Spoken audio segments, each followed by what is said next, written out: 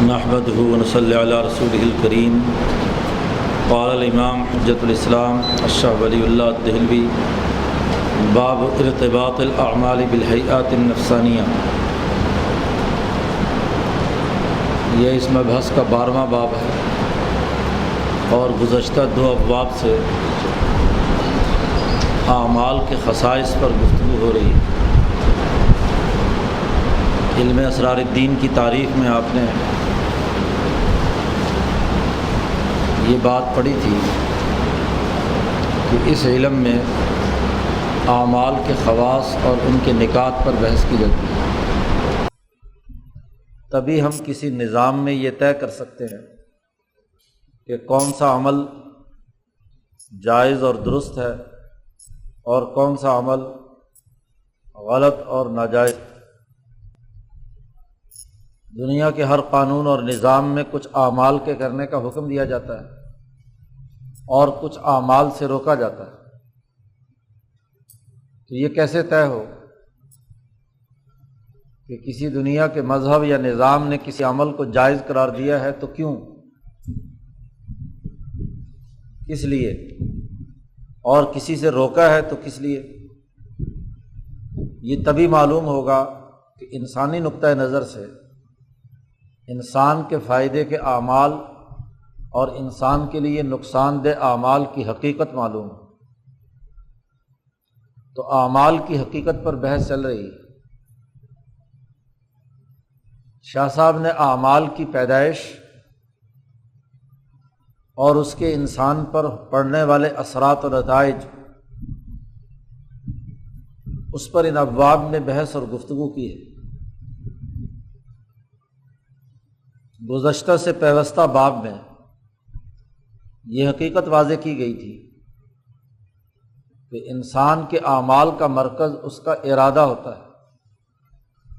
اور ارادے سے پہلے انسان پر کسی کام کرنے کے خیالات کی یلغار ہوتی ہے۔ یہ خیالات کیوں کر پیدا ہوتے ہیں، کہاں سے آتے ہیں؟ تو انسانی ذہن پر جو خیالات کی یلغار ہوتی ہے، اس کی وجوہات بیان کرتے ہوئے بتلایا گیا تھا کہ جن میں سب سے پہلے اور اہم ترین انسان کی جبلت۔ شاہ صاحب نے اس کا تذکرہ کرتے ہوئے کہا خیالات کا پہلا مرکز جبلت ہے، وہی اعظمھا، وہ عظیم ترین بنیادی کردار ادا کرتی خیالات کی پیدائش، اور پیچھے جبلت کی حقیقت بیان کی جا چکی ہے کہ ملکیت اور بہیمیت کے باہمی ملاپ سے جو انسان کی جبلت یا ساخت وجود میں آتی ہے، بہیمی حیثیت اور ملکی حیثیت کے تناظر میں، اس کے تصالح یا ان کے درمیان تضاد یا تجاذب کی بنیاد پر تو جبلت خیالات پیدا کرنے کا سبب بنتی ہے۔ جیسی جبلت ہوگی ویسے خیالات ہوگی۔ بہیمیت کمزور ہے تو کمزور خیال، بہیمیت طاقتور ہے تو بہیمی نقطہ نظر سے جو اعمال وہ طاقتور ہوں گے۔ ملکیت عالیہ ہے تو اسی درجے کا اعلیٰ خیال، ملکیت سافلہ ہے تو اسی درجے کا پست خیال۔ جبلت کے ساتھ ساتھ انسان کا مزاج طبیعی غذا وہ بھی انسان پر اثر انداز ہوتا ہے، اور پھر اسی کے ساتھ انسان کے گرد و پیش کا ماحول اور نظام بھی انسان کے خیالات پر اثر انداز ہوتا ہے۔ کسی نورانی فرشتے کا خیال وہ باقی تمام چیزوں کو بائی پاس کر کے کوئی خطرہ حقانی آئے اور وہ ایک خیال ڈال دے آپ کے دماغ میں، یا شیطان کوئی خسیس قسم کا خیال، پست قسم کا خیال آپ کے اندر ڈال دے، تو خیالات کے مجموعے سے ارادہ بنتا ہے۔ جب خیالات ایک ایسی سطح تک پہنچ جائیں کہ جہاں انسان ان خیالات کو رد نہ کر سکے، اور اس کے نتیجے میں اس کا نفس ایک ارادہ کرتا ہے کہ یہ کام ہونا چاہیے، تو یہیں سے عمل پھوٹتا ہے۔ ارادے نے عمل کرایا، اور پھر اس عمل کر چکنے کے بعد اس کے اثرات و نتائج یا اس کا خلاصہ یا اس کا نقش واپس لوٹ کر انسانی نفس پر اثر انداز ہوتا ہے، جسے شاہ صاحب نے کہا عود، انبعاث، عمل کا پیدا ہونا، اور پھر پیدا ہونے کے بعد عود، واپس لوٹنا۔ اور پھر تیسری بات یہ کہی تھی کہ جب یہ عمل واپس آتا ہے، بہیمیت کے فائدے کا ہوگا یا اچھائی کا ہوگا، بہیمیت کو اچھا لگا ہے یا ملکیت کو اچھا لگا ہے، تو اس عمل کے واپس آنے کے نتیجے میں دوبارہ یہ عمل پیدا ہونے کا ذریعہ بنتا ہے۔ اس طرح جتنے اعمال بار بار دہرائے جاتے ہیں تو یہ اعمال مل کر ایک دوسرے سے ایک زنجیر بنا لیتے ہیں، سلسلہ اعمال جڑتا ہے۔ اس سلسلہ اعمال کے جڑنے کے لیے شاہ صاحب نے لفظ استعمال کیا تھا وہاں تشبث بذیلھا، کہ پہلا خیال یا پہلا عمل جب وجود میں آیا تو دوسرا آ کر اس کے ساتھ زنجیر بنا لیتا ہے، پھر تیسرا، چوتھا، پانچواں، جتنی دفعہ بھی آپ نے ایک عمل دہرایا وہ آپس میں ایک دوسرے کے ساتھ ایک کڑی میں جڑے ہوئے ہوتے ہیں، اور یہ کڑی میں جڑنا صرف ایک زنجیر کے کڑے کے طور پر نہیں، بلکہ زنجیر کا ہر پہلا کڑا سبب بنا ہے دوسرے عمل کے لیے، دوسرا تیسرے کے لیے، تیسرا چوتھے کے لیے، چوتھا پانچویں کے لیے۔ اسے تشبث کہا گیا۔ یہ تینوں عمل تو انسانی نفس کے اندر ہوتے ہیں، اور چوتھا عمل احساء جسے کہا، وہ یہ کہ اس انسان کی جو اصل ماسٹر کاپی وہاں عالم مثال میں یا ملائے اعلیٰ میں موجود ہے، یا وہاں جو روح الکل کا بڑا سرور ہے، یہاں کا پورا ڈیٹا وہاں بھی محفوظ ہے، اور یہ تمام معلومات انسان جب وہاں پہنچے گا تو اس کے سامنے اس کے نفس میں بھی، اس کی روح کے اندر بھی اسی تسلسل اور کڑی کے ساتھ موجود ہوگا، اور وہاں بھی یہ موجود ہوگا۔ احصاء قرآن نے کہا احصیناہ، لوح محفوظ کہیں، کتاب مبین کہیں، کچھ بھی کہیں، وہاں وہ تمام اعمال اسی طریقے سے، اسی ترتیب سے محفوظ ہیں۔ یہ تو پچھلے ابواب کا خلاصہ تھا۔ اب یہ اگر سمجھ میں آ گیا تو اگلا باب خود بخود سمجھ میں آ جائے گا۔ یہ جو عمل واپس لوٹ کر نفس کے ساتھ اٹیچ ہوا،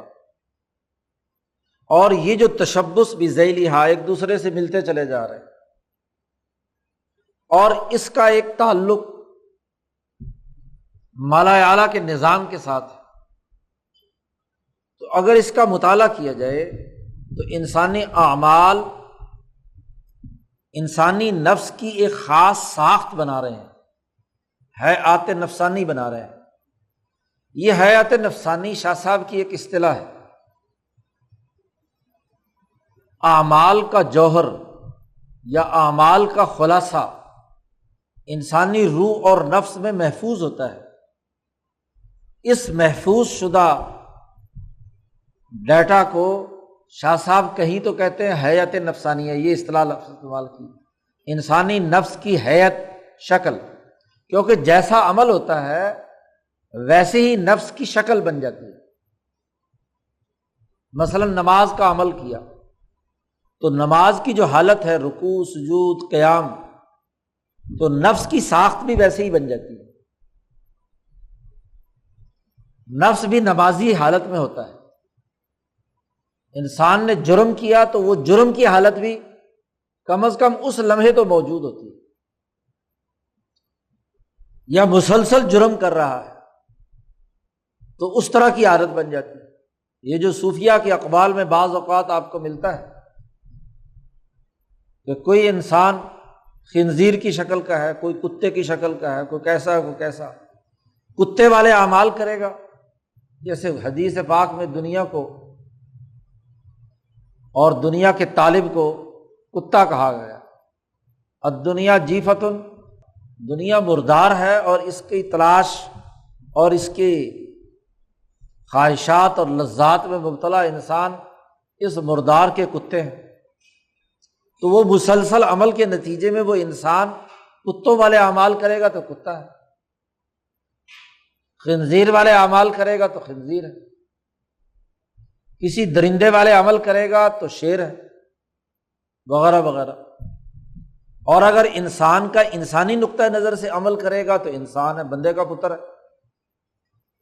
پھر اس انسان میں سے بھی اگر نمازی ہے تو اس کے نفس کی ویسی ہی شکل حیت بن جاتی ہے، کیونکہ جب عمل دماغ سے پھوٹا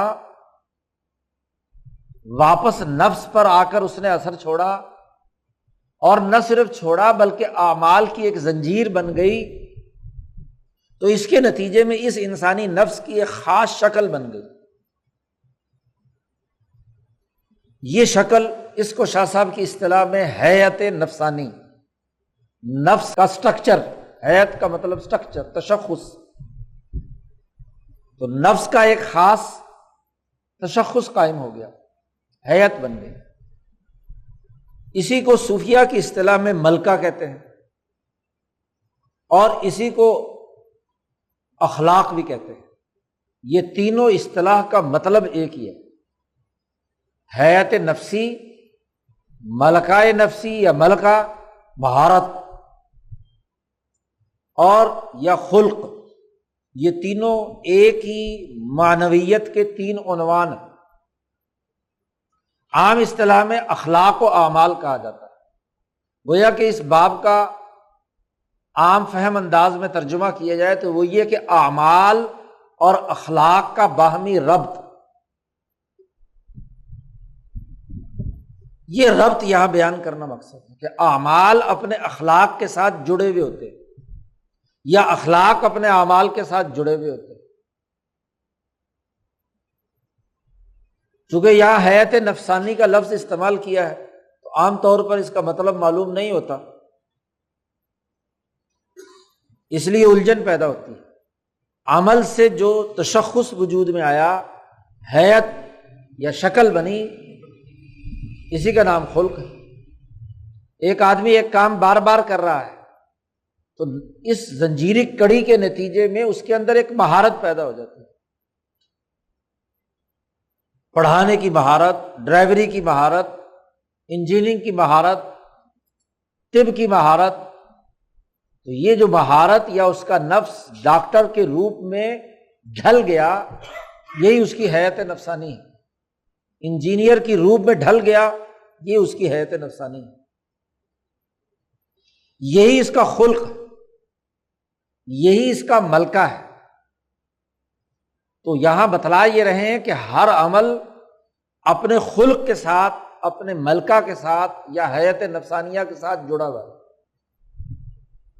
اعمال اور اخلاق کا باہمی ربط، یہ جو آپ مسئلہ پڑھتے ہیں عام طور پر، جس پر آپ کا موضوع بھی ہے، گفتگو کرتے ہیں کہ اخلاق و معاشیات کا باہمی ربط، یہ عنوان دراصل اس باب کا اگلا نتیجہ ہے۔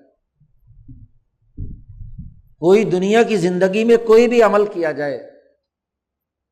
وہ عبادت سے متعلق ہو یا معاشی سرگرمی سے متعلق ہو یا سیاسی اعمال سے متعلق ہو، ہر عمل اپنے خلق کے ساتھ جڑا ہوا ہے۔ اسی کو ہم کہتے ہیں اخلاق اور معاشیات کا باہمی ربط۔ تو اخلاق اور عبادات کا باہمی ربط، اخلاق اور روزے کا ایک خلق ہے، وہ روزے کے عمل کے ساتھ کیا ہے، جڑا ہوا ہے۔ عام انسانوں کے ہاں خلق اور عمل کے درمیان فرق و امتیاز کرنا مشکل ہوتا ہے۔ وہ اعمال ہی کو اخلاق سمجھتے ہیں، اخلاق ہی کو اعمال سمجھتے ہیں۔ لیکن ایک محقق علمی طور پر تحقیق و تدقیق کرنے والا ان دونوں کے درمیان فرق اور امتیاز کو سمجھتا ہے کہ اعمال وہ ظاہری شکل و صورت ہے جو جسم سے صادر ہوتے وقت ظاہر ہوتی ہے، جب وہ عمل نہیں بھی کر رہا ہوتا ہے تو مثلاً اس وقت بھی وہ ڈاکٹر ہوتا ہے، اس وقت بھی وہ انجینئر ہوتا ہے، اس وقت بھی وہ معلم اور پروفیسر ہوتا ہے، وہ خلق، اس کی مہارت اس کے نفس کے اندر موجود ہے۔ ایک آدمی نماز نہیں بھی پڑھ رہا، نماز پڑھنے کے بعد مسجد میں بیٹھا ہوا نمازی ہے، یا نماز کی محبت اور شوق میں اس کے دل میں ایک جذبہ پیدا ہو رہا ہے، اپنے گھر میں ہی ہے،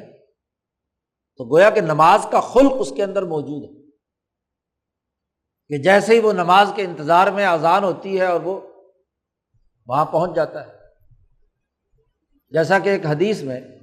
نبی اکرم صلی اللہ علیہ وسلم نے ارشاد فرمایا کہ جو آدمی مسجد کو یاد رکھتا ہے، 5 وقت مسجد میں حاضر ہو کر مسجد کی اجتماعیت کی جماعت کا حصہ بنتا ہے، دل اس کا مسجد میں لگا ہوا ہے، تو تم گواہی دے دو کہ وہ مومن ہے۔ اب ایمان کسی کے دل کو چیر کر نہیں دیکھا جا سکتا، ایمان کی کوئی بھی عملی شکل نہیں ہے، ایمان قلب کی ایک کیفیت ہے، نفس کی ایک حیت ہے۔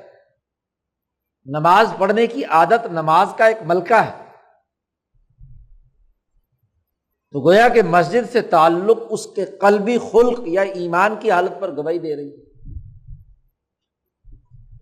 تو یہ بات یہاں شاہ صاحب واضح کرنا چاہتے ہیں کہ اعمال اور اخلاق یا حیات نفسی یا ملکہ، ان کا آپس میں ایک ربط ہے۔ اس کے لیے ایک قانون بیان کر رہے ہیں، اعلم، اچھی طرح جان لو، یہ علمی مسلمہ اور قاعدہ ہے کہ ان الاعمال مظاہر الہیئات النفسانیہ و شروح لہا و شرکات لاقتناسها و متحدۃ معها فی العرف الطبیعی۔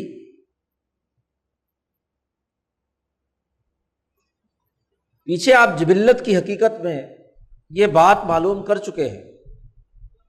کہ کچھ لوگوں کی جبلت جن کی ملکیت عالیہ ہوتی ہے، بلند تر ہوتی ہے، اور ان کی بہیمیت بھی بلند ہوتی ہے، ان لوگوں کا معاملہ یہ ہوتا ہے کہ ان کے نفس کی جو ساخت ہے وہ نفس قوی کی ہوتی ہے، مضبوط نفس کی ہوتی ہے۔ ایسے انسانوں کے ہاں ان کے نفس سے جو خیال پھوٹتا ہے وہ دراصل اس ملکے حیات نفسی یا خلق کی وجہ سے پھوٹتا ہے جو اس کی ساخت کے اندر ہے۔ تو جو نفوس قویہ ہوتے ہیں، مضبوط ہوتے ہیں، اعلیٰ درجے کے ہوتے ہیں، وہ دراصل اخلاق اصل ہوتے ہیں۔ ان کے ان اخلاق کا جو عمل ہوتا ہے وہ مظہر ہوتا ہے، ان کے اس خلق کی شرح ہوتا ہے۔ جیسے ایک بہادر اور دلیر آدمی ہے، بہیمی طور پر قوی ہے، ملکیت بلند ہے، اب اس بہادر آدمی کے اندر اگر خلق ہے تو جیسا کہ آپ نے پیچھے پڑھا تھا بہادری کا، تو وہ ہر ایک کے سامنے بہادری دکھانا چاہتا ہے، ہر ایک سے پھڈے بازی کرے گا، خیالات بھی بہادری اور دلیری کے آئیں گے، اعمال بھی ویسے ہی اس کے جسم سے صادر ہوں گے۔ گویا کہ اس کا خلق، اس کا منبع ہے اس کے اعمال کا، اور پھر جو لوٹ کر وہ عمل آیا تو وہ بھی اسی کے اس خلق پر آیا، تو وہ اخلاق میں اصل ہوتے ہیں۔ جتنے بڑے بڑے صوفیاء اور مجددین اولیاء اللہ، علماء ربانیین یا انبیاء علیہم السلام ہیں، چونکہ ان کے نفوس بڑے قوی ہوتے ہیں، اس لیے ان کے اندر خلق اصل ہوتا ہے۔ جیسے ابراہیم علیہ السلام کے بارے میں قرآن نے کہا جاعلک للناس اماما، آپ کو انسانیت کا امام بنا کر بھیجا ہے۔ تو انسانیت کے معیار کے نقطہ نظر سے جو اعلیٰ ترین اخلاق تھے ان میں ابراہیم امام ہے، اور امام وہ ہوتا ہے جس کو دنیا کی کوئی طاقت اپنے خلق کے عمل سے روک نہیں سکتی۔ بہادر آدمی کو جتنا مرضی لوگ پکڑ کر روکنے کی کوشش کرے، پنجرے میں بند کرے، تو وہ پنجرا توڑ دے گا۔ وہ جیسے حضرت فرماتے تھے کہ آزاد کبوتر اگر پنجرے میں بند بھی کر دو تو پنجرا توڑ دے گا یا سر پھوڑ لے گا، اور جو بیچارہ غلام کبوتر ہوتا ہے اس کو ایک دڑبے سے نکال کر دوسرے میں ڈال لو، دوسرے سے تیسرے میں ڈال لو، تو اس پہ بیچارے پہ، کیونکہ اس میں وہ خلق موجود نہیں آزادی اور حریت کا، غلامی کی عادت پیدا ہو گئی، غلامی کا خلق پیدا ہو گیا۔ تو جو نفوس قویہ ہوتے ہیں ان کے اخلاق اصل ہوتے ہیں، اعمال اس کا مظہر ہوتے ہیں۔ اسی لیے شاہ صاحب نے پہلی بات یہ کہی کہ یہ اعمال جو ہیں مظاہر، مظہر ہیں، اظہار ہے ان کی حیات نفسانیہ کا، ان کے خلق کا، ان کے ملکے کا۔ جیسے کہہ دیتے نا یہ آدمی تو پیدائشی بہادر ہے، پیدائشی انجینئر ہے، پیدائشی طور پر، فطری طور پر ہی کیا ہے، اس کے اندر فلاں فلاں فلاں صلاحیت ہے۔ تو جس کے اخلاق اس کی جبلت کے تقاضے سے اعلیٰ ہوتے ہیں، اس کے اعمال ان کے اخلاق کا مظہر ہوتے ہیں۔ وہ شروح لہا، ان اخلاق کی شرح ہوتا ہے وہ، کیونکہ اسی خلق سے وہ چیزیں پھوٹ رہی ہیں، اظہار ہو رہا ہے۔ جیسے جیسے وقت گزرتا ہے اس کا خلق وہ ظاہر ہوتا ہے۔ دوسرے طرح کے وہ انسان ہوتے ہیں کہ جو اس خلق کے اندر امام نہیں ہوتے بلکہ دوسرے درجے میں بھی نہیں ہوتے، وہ تیسرے، چوتھے یا پانچویں درجے میں ہوتے ہیں۔ ان کو لوگوں کا معاملہ کیا ہوتا ہے؟ نفوس ضعیفہ، ان کے ہاں عمل کی بڑی اہمیت ہوتی ہے، خلق یا مہارت وہ ان کے ہاں ایک ثانوی بات ہوتی ہے، کیونکہ نفس کمزور ہے۔ اس کو ایسے ہی سمجھ لیں کہ جیسے کچھ انسان طبی طور پر ورکر ٹائپ ہوتے ہیں، اور کچھ وہ ہوتے ہیں جو قیادت اور مینجمنٹ کے افراد ہوتے ہیں، جو پورے سسٹم کو کنٹرول کرتے ہیں۔ اب ان کے ہاں وہ اخلاق یا مہارت اعلیٰ درجے کی ہوتی ہے۔ جو بھی کسی شعبے یا ادارے کا سربراہ ہوتا ہے اس میں اس کام کرنے کے حوالے سے ملکہ یا خلق موجود ہوتا ہے، اعمال اس کا اظہار ہوتے ہیں۔ لیکن جو ورکر ٹائپ آدمی ہے اس کی کل کائنات اس کا عمل ہوتا ہے۔ ایک مزدور کے اندر مزدوری کی اہلیت اور صلاحیت ہے، بوجھ اٹھانا ہے، اور خاص طور پر جب وہ غیر تربیت یافتہ ہو تو عمل ہی اس کا سب کچھ ہے۔ وہ عمل نہ ہو تو وہ بیکار ہے۔ اب اس کے لیے دوسرا لفظ شاہ صاحب نے یہاں استعمال کیا، وَشَرَكَاتٌ لِإِقْتِنَاسِهَا وَمُتَّحِدَةٌ مَعَهَا فِي الْعُرْفِ الطَّبِيعِي، کہ اعمال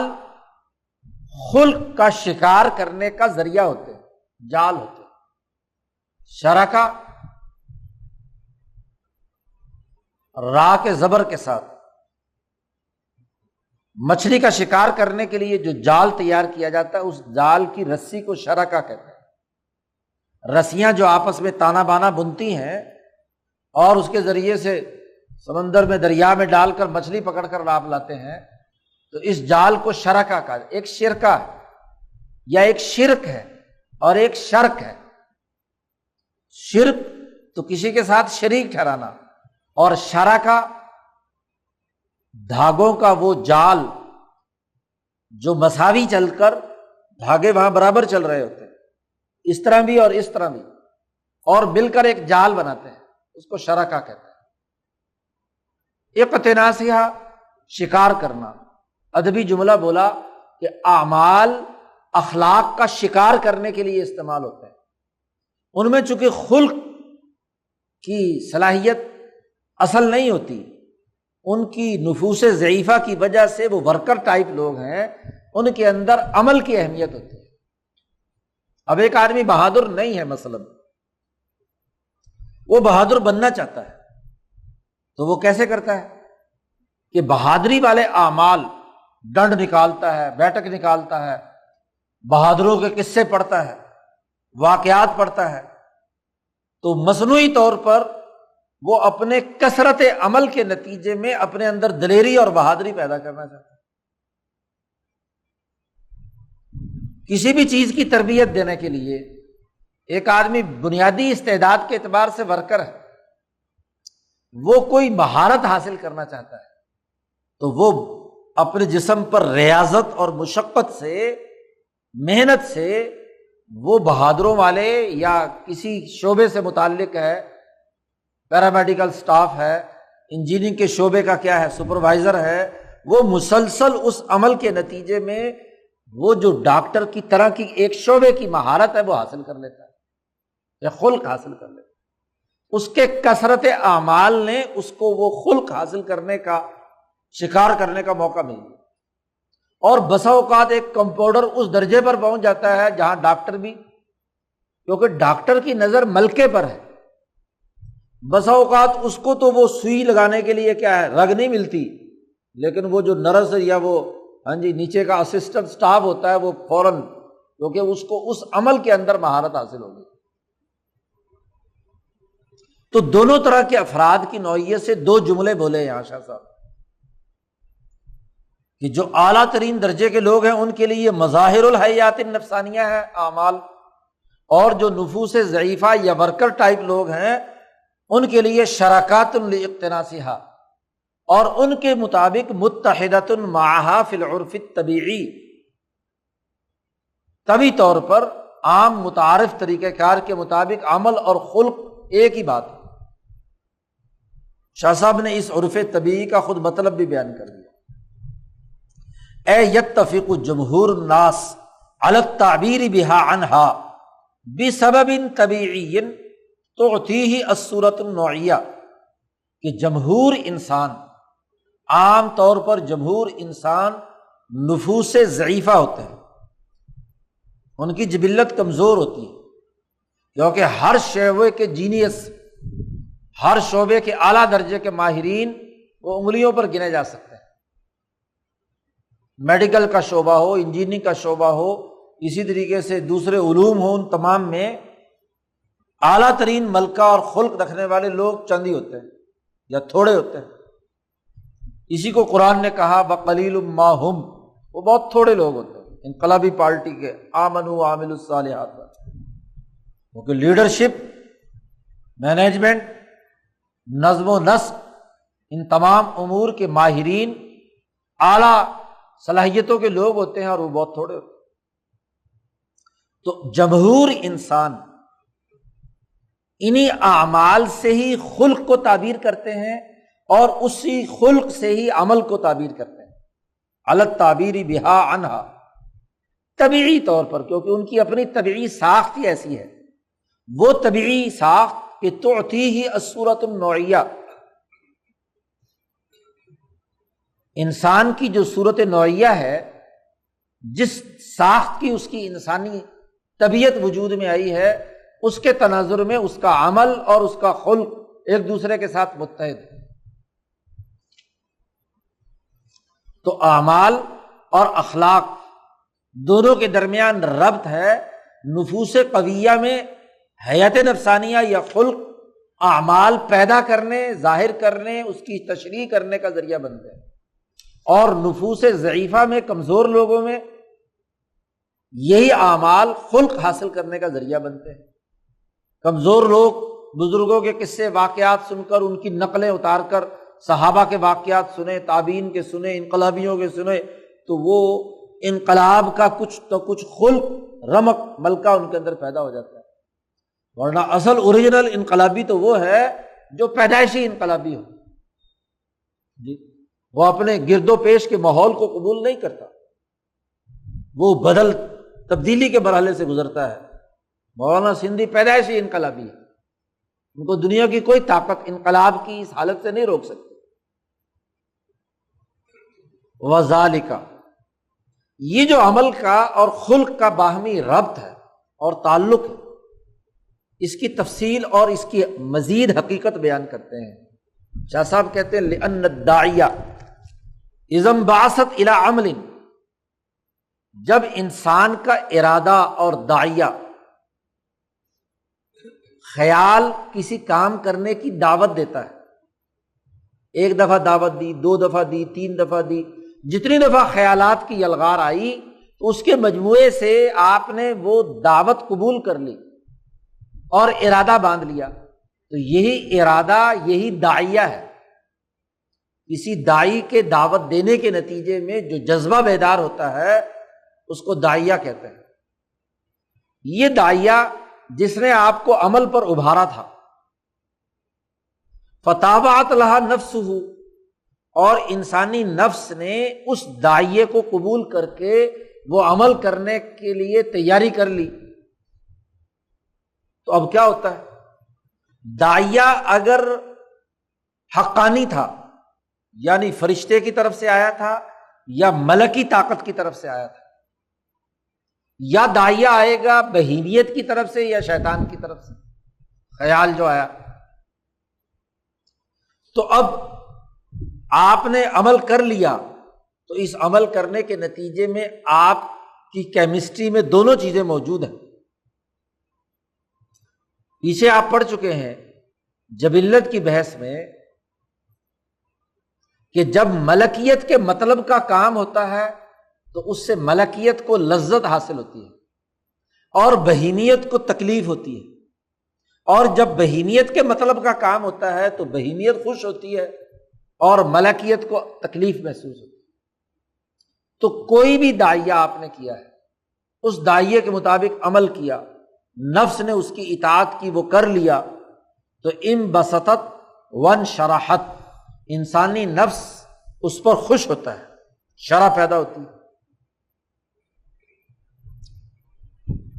بہیمیت یا ملکیت دونوں کے تناظر۔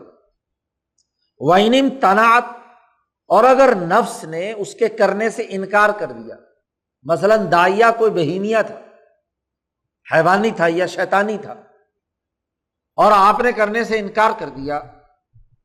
تو جو بہیمی نفس کی حالت ہے وہ اس کو تکلیف ہوگی کہ میری بات نہیں مانی، اس کو اذیت محسوس ہوگی، تکلیف ہوگی۔ انقبضت و تقلصت،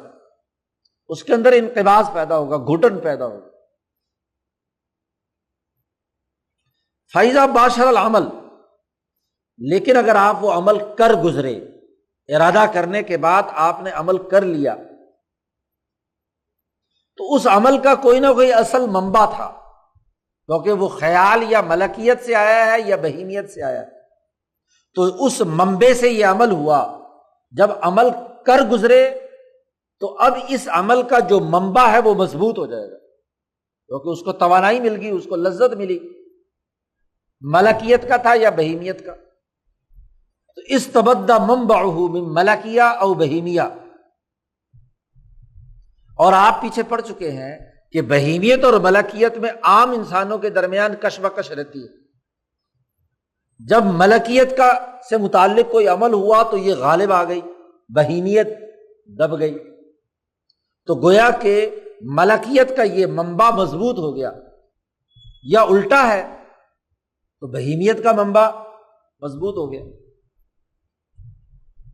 وانحرف مقابلہ وضعف، اور اس کے جو بالمقابل ہے بہیمیت یا ملکیت منبع کے، اس عمل جہاں سے وہ پیدا ہو رہا تھا اس کے الٹ، تو ظاہر ہے کہ وہ کمزور ہو جائے گا، دب جائے گا۔ اسی کی طرف اشارہ کیا ہے نبی اکرم صلی اللہ علیہ وسلم کے اس قول میں، یہ تیسری دفعہ اس کتاب میں حدیث آ رہی ہے کہ النفس تتمنا و تشتہی، انسانی نفس کسی کام کرنے کی تمنا اور خواہش اور شہوت رکھتا ہے۔ والفرج یصدق ذلک و یکذبہ، انسانی شرمگاہ اس کی تصدیق کرتی ہے یا تکذیب کرتی ہے۔ ایک غلط خواہش پیدا ہوئی نفس کے اندر، آرزو پیدا ہوئی، شہوت پیدا ہوئی، اگر وہ کام کر گزرا، یعنی اس کی شرمگاہ نے وہ حرکت کر لی، تو گویا کہ نفس کی اس تمنا اور شہوت کے ساتھ تصدیق کر دی تو اس کا وہ منبع مضبوط ہو گیا۔ ایک زانی جب زنا کرتا ہے تو زنا کی عادت بنتی چلی جاتی ہے، اس کا منبع مضبوط ہو گیا۔ اور اگر وہ اس خیال کو جھٹک کر عفت اور عصمت اختیار کرتا ہے تو پھر ملکیت کا جو عفت کا منبع ہے وہ مضبوط ہو گیا۔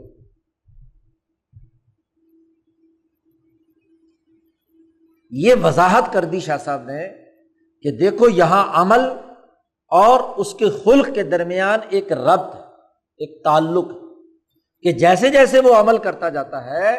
تو اس عمل کا جو بھی منبع ہوگا وہ مضبوط ہو رہا ہے، اور یہ جتنی دفعہ آپ عمل دہرائیں گے اتنی دفعہ وہ منبع مضبوط ہوتے ہوتے خاص حیت اور شکل اختیار کر لے گا۔ یہ جو اصطلاح کے 3 الفاظ اس معنویت پر بات کرتے ہوئے یہاں استعمال کیے ہیں شاہ صاحب نے، اس کے لطیف سے فرق کو بھی یہاں سمجھنا چاہیے، عام طور پر اس کو بھی نہیں سمجھا جاتا۔ یہ بات درست ہے کہ حیت نفسانیہ، ملکہ اور خلق تینوں ہم معنی ہیں، لیکن ان ہم معنی ہونے کے باوجود بھی ایک لطیف سا فرق بھی ہے، اور وہ فرق خود بخود سمجھ میں آ جاتا ہے کہ جو لوگ نفوس قویہ رکھتے ہیں ان کے ہاں اخلاق ہوتے ہیں، خلق کے وہ امام ہوتے ہیں، اور اس خلق کے نتیجے میں وہ عمل صادر ہوا ہے، یعنی ان کے ہاں اصل خلق ہے اور عمل اس خلق کا اظہار ہے۔ اور جہاں نفوس ضعیفہ یا کمزور لوگ ہوتے ہیں ان کے ہاں یہ خلق چونکہ اصل نہیں ہوتا، ان کے ہاں اصل عمل ہوتا ہے، اور ان اعمال کے نتیجے میں یہ نفس ایک خاص حیت اختیار کرتا ہے۔ گویا کہ حیت نفسانیہ کا لفظ یا استعمال جو کر رہے ہیں شاہ صاحب، وہ کس کے لیے کر رہے ہیں؟ نفوس ضعیفہ کے لیے۔ ان کا اصل منبع کیا ہوتا ہے؟ عمل۔ حیت نفسانیہ یعنی نفس اس عمل کی وجہ سے ویسا ہو گیا۔ ایک آدمی نمازی تکلف سے بنا، بڑے جبر سے بنا، تو مسلسل عمل کے نتیجے میں عمل اصل تھا اس کا، نماز پڑھنا، اور پھر اس کے بعد اس کے اندر نمازی ہونے والا خلق بن گیا، تو اس کو کہیں گے حیت نفسانی۔ لیکن اگر نفوس قویہ ہے تو اس کا خلق اصل ہے، اس کے نتیجے میں یہ عمل وجود میں آیا، اور ملکہ ان دونوں کے درمیان ہے، ان دونوں کے درمیان۔ اب شاہ صاحب اس کی مزید وضاحت کرتے ہیں، وہی بات جو ہم پہلے گفتگو اب کر چکے ہیں، کہ شاہ صاحب نے جملہ کہا تھا کہ اعمال اخلاق کا مظہر ہوتے ہیں، تو اس کو شاہ صاحب بیان کر رہے ہیں۔ وَلَن تَرَى خُلُقًا إِلَّا وَلَهُ أَعْمَالٌ وَهَيْئَاتٌ۔ آپ ذرا غور و فکر کرو کہ دنیا میں کوئی خلق ایسا نہیں، کہ کوئی خلق ایسا نہیں جس کی عملی کوئی شکل اور حیت نہ ہو۔ یشار بہا الیہا، جب ہم اظہار ما فی الضمیر کرتے ہیں یا اس خلق کو بولتے ہیں یا اس کی طرف اشارہ کرتے ہیں، وَيُعَبِّرُ بِهَا عَنْهُ، اور جب اس خلق کو تعبیر کرتے ہیں تو انہی اعمال اور انہی حیات کے تناظر میں کرتے ہیں۔ مثلا ہم نے کسی زید کے بارے میں کہا کہ زید بہادر، تو بہادری کا یہ خلق ہم اس کا دل چیر کر نہیں دکھا سکتے، ہم نے بہادری کی بنیاد پر اس کے کچھ اعمال دیکھے تھے کہ مشکل کے موقع پر، مقابلے کے وقت اس نے ایسا عمل کیا تھا کہ اپنے مخالف کو چت کر دیا، تو اس کے ان اعمال اور حیات، اس کے جسم سے جو بہادری اور دلیری پھوٹ رہی ہے، اس کو دیکھ کر ہم نے کہا کہ اس کے اندر خلق جو ہے وہ کون سا ہے؟ بہادری والا ہے۔ شاہ صاحب نے کہا وَتَتَمَثَّلُ صُورَتُهَا مِكْشَافًا لَهُ، عمل اور خلق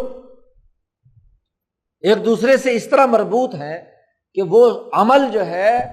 وہ اس خلق کو ظاہر کرنے کا آئینہ بنا، اس نے کھول دیا اس کے اس خلق۔ شاہ صاحب نے کہا دیکھو اگر کوئی ایک انسان کسی دوسرے انسان کا وصف بیان کرے، خلق بیان کرے کہ وہ الشجاع بہت بہادر، اور اس سے پوچھا جائے کہ بہادری کا کیا مطلب ہے، تو فبینہ، وہ یہی بات بیان کرے گا کہ اس کی بہادری والے میں نے اعمال دیکھے تھے، جب اس نے دوسرے پہلوان سے مقابلہ کیا تو اس کو چت کر دیا۔ لم یبین الا معالجات الشدیدہ، کہ وہ مصیبتوں اور مشقتوں میں گھبراتا نہیں، دلیری کا مظاہرہ کرتا ہے۔ تو اعمال ہی کی بنیاد پر اس نے اس کے خلق کا اندازہ لگایا کہ یہ بہادر ہے، اور اعمال ہی کی بنیاد پر کسی دوسرے آدمی کے بارے میں اندازہ لگایا کہ بزدل، کمزور ہے۔ او بالسخاوتی، یا کسی انسان نے کسی دوسرے انسان کا وصف بیان کیا سخاوت کا، تو کیا ہوگا؟ سخاوت کا پتہ کیسے چلا کہ فلاں آدمی سخی؟ پتہ ایسے چلا کہ اس نے اپنی رقم، پیسے وہ لوگوں میں تقسیم کیے، جوڑ جوڑ کر نہیں رکھے۔ لم یبین الا دراہم و دنانیر، کہ اس نے دیکھا کہ وہ سونا چاندی کے جو سکے اس زمانے میں تھے وہ انہیں خرچ کر رہا ہے، اس کو کوئی پرواہ نہیں ہے، دل اس کے ساتھ وابستہ نہیں۔ ولو ان انسانا، اگر کوئی انسان یہ ارادہ کرے کہ بہادری اور سخاوت کی کوئی صورت اپنے ذہن میں بنائے، تو کیا بہادری کی کوئی خاص شکل ہوتی ہے جو دماغ میں بنائے گا، یا سخاوت کی کوئی خاص شکل ہوتی ہے جو دماغ میں بنائے گا؟ شاہ صاحب کہتے ہیں اضطر، وہ ضرور مجبور ہوگا کہ بہادری سے متعلق جو اعمال ہیں ان اعمال کی تصویر اپنے دماغ میں بنائے، سخاوت سے متعلق جو اعمال ہیں ان کی تصویر دماغ میں بنائے کہ پیسے بانٹ رہا ہے ایک آدمی، جی بچوں کو سخی ہونے کی بات سمجھانے کے لیے کیا ہے، تصویر بناتے ہیں کہ جی وہ پیسے کسی کو تقسیم کر رہا ہے، کسی غریب آدمی کو۔ شاہ صاحب کہتے ہیں کہ اگر کوئی اعمال کی تصویر نہیں بنا پایا تو ہم یہی کہیں گے کہ اس آدمی کی فطرت مسخ ہو گئی۔ اللہم الا ان یکون قد غیر فطرت اللہ التی فطر الناس علیہ، کیونکہ اس کے علاوہ اور کوئی ممکنہ شکل ہی نہیں کہ کسی خلق کو بیان کرنے کے لیے اس کے اعمال کی صورت اور تصویر ہی بنائے گا۔ یہ تو نفوس قویہ کی بات ہو گئی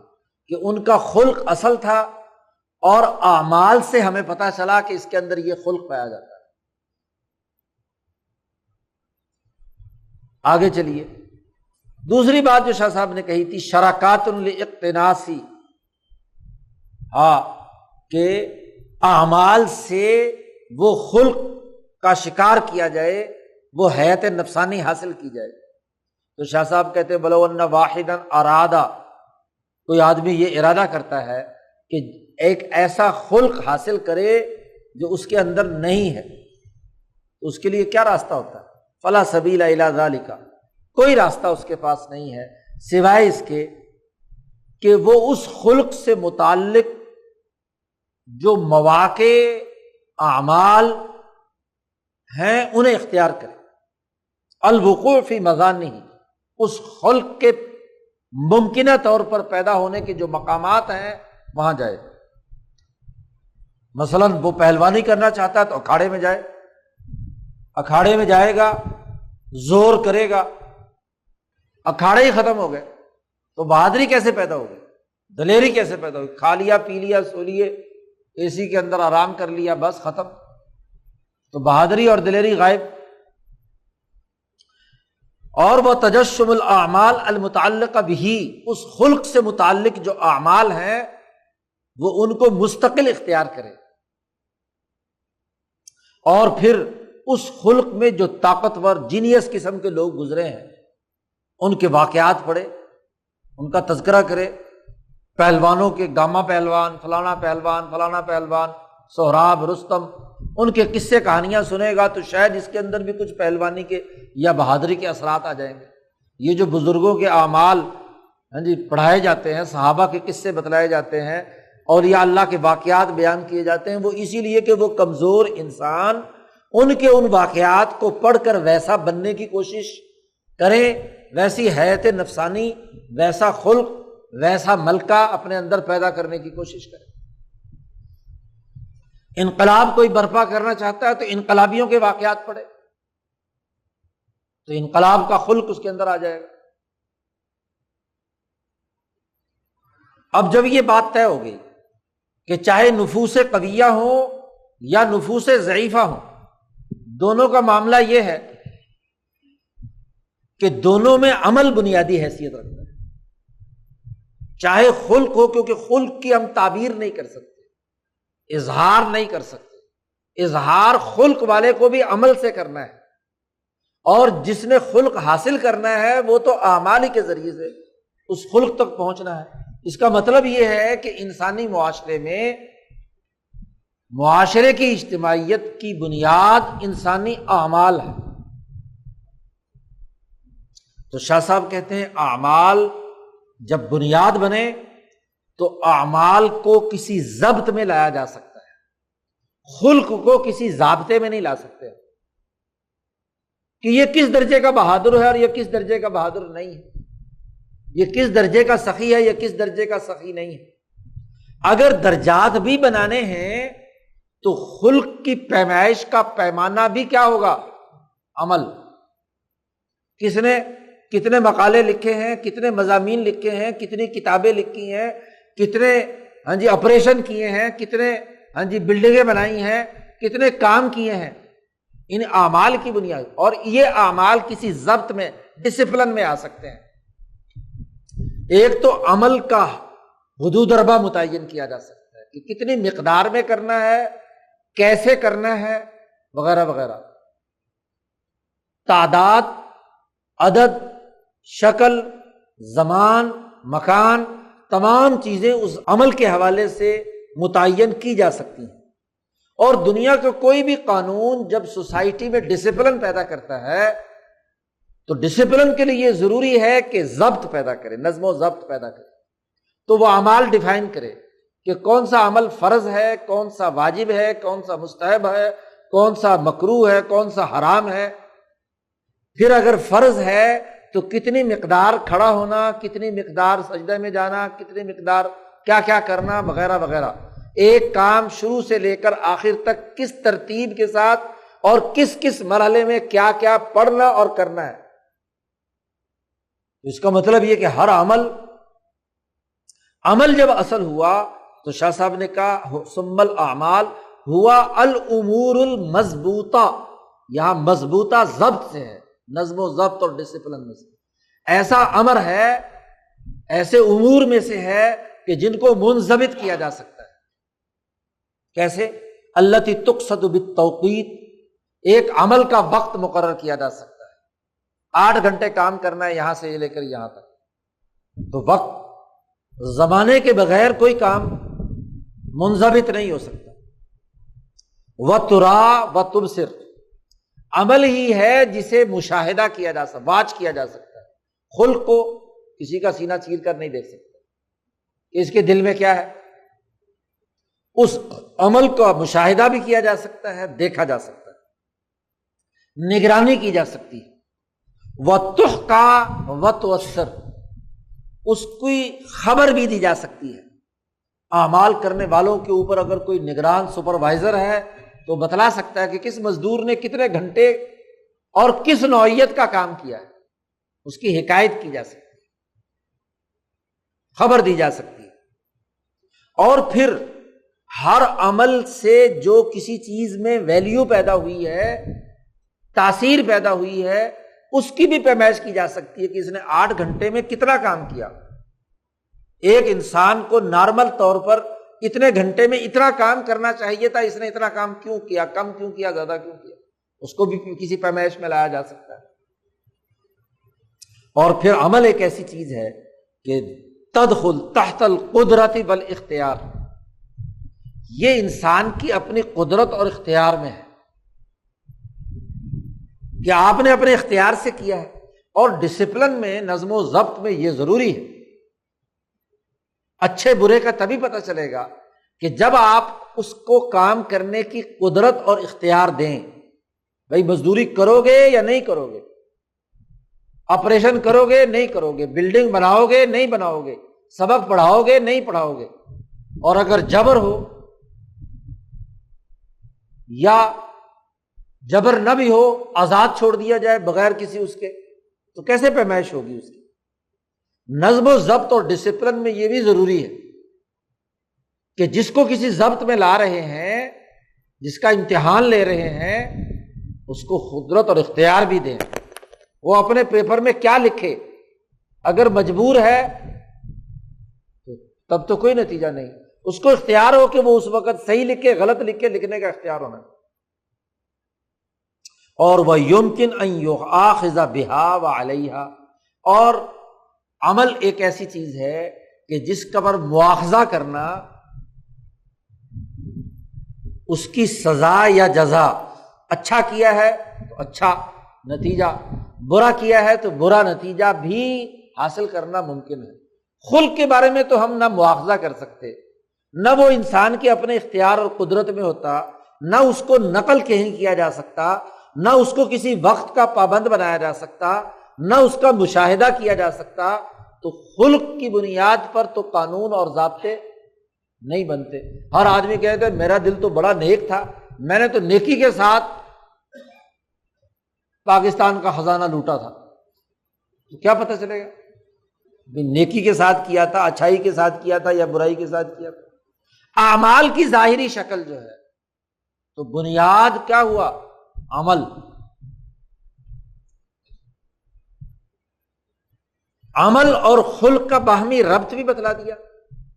اور پھر اس میں اعمال کی جو بنیادی حیت ہے، شکل ہے، سسٹم بنانے کے تناظر میں اسے بھی شاہ صاحب نے واضح کر دیا۔ اور پھر یہاں سے آگے شاہ صاحب وہی بات لا رہے ہیں جو ہم پہلے شروع میں بیان کر چکے ہیں کہ ثم النفوس لیست سواء فی احصاء الاعمال والملکات علیہا، تمام انسان برابر نہیں ہیں اعمال کی مہارت حاصل کرنے اور ملکات کو حاصل کرنے میں۔ انسانوں میں درجات ہیں صلاحیت اور استعداد کے اعتبار سے، کسی میں ایک عمل کرنے کی اہلیت ہوتی ہے، کسی میں دوسرے کی، کسی میں تیسرے کی، کسی میں چوتھے کی، کیونکہ زندگی کے بہت سے شعبے ہیں اور ہر شعبے کے لیے افراد چاہیے، سینکڑوں ہزاروں لاکھوں شعبے ہیں۔ اگر سارے ایک ہی طرح کے اخلاق اور ایک ہی ملکات اور ایک ہی طرح کے اعمال کرتے ہوں تو باقی شعبوں کے لیے فرشتے آئیں گے یا جن آئیں گے؟ کیونکہ وہ تو اپنی اسی استعداد کے مطابق ہی کام کر سکتے ہیں۔ تو یہاں اس دنیا میں انسان کو، انسان کی جو جبلت کی ساخت، جبلی ساخت ہے، اس کی بنیاد پر ان کے اعمال اور ملکات